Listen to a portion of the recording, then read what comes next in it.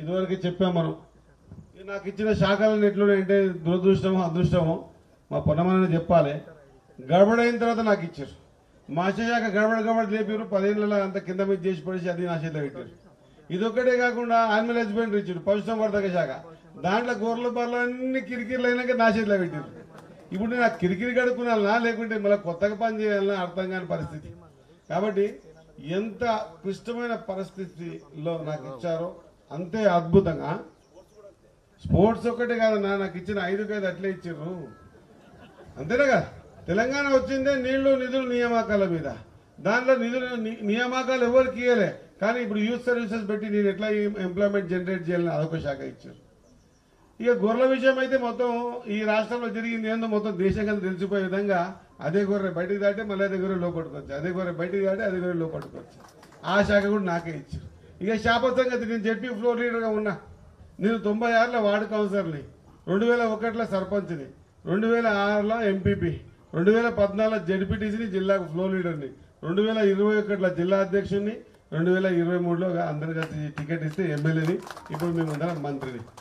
ఈ మొత్తం పీరియడ్లో గత 10 సంవత్సరాలకి చేపలు ఎట్లా ఇడిస్తారో నేను ఆ కులకు సంబంధించిన వ్యక్తిని చూద్దామంటే కూడా నేను పోయి నిలబడితే చేపలు ఇడిచేది కాదు.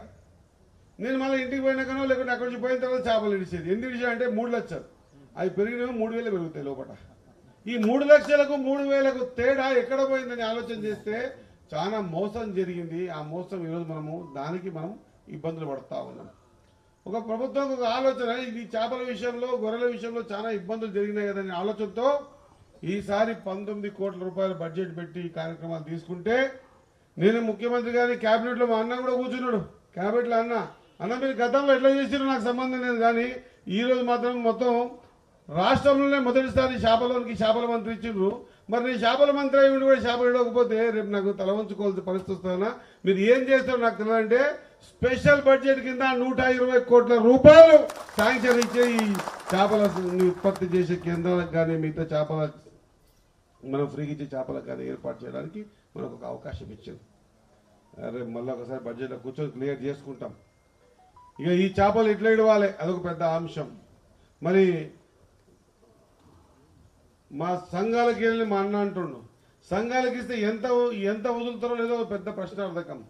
దానికి ఎవరిని అటాచ్ చేయాలి లేదా ఈ దారి ఖచ్చితంగా మీకైతే మాట ఇస్తా ఉన్నా, ప్రభుత్వం ద్వారా అది సంఘాలకు ఇచ్చినా లేకపోతే టెండర్ ప్రక్రియ అయినా 80 mm నుంచి 110 mm ఉన్నటువంటి చేప, పెద్ద సైజు చేపలు మాత్రం ఖచ్చితంగా మీకు ఇప్పించి ఏర్పాటు చేస్తాం.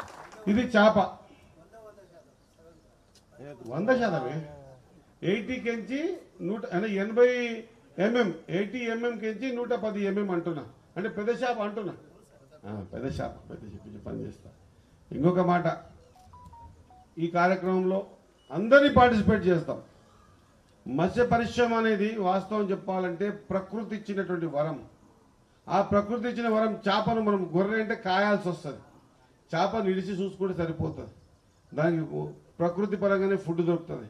చేప కూడా మా ప్రభాకర్ అన్న 3 లేయర్ల చేప ఉంటుందన్న. ఒక లేయర్ చేప నీకు మధ్యలో పోయి ఫుడ్ వెతకదన్న, ఆ చేప కింద పోయి బురదలో ఫుడ్ వెతకదన్న.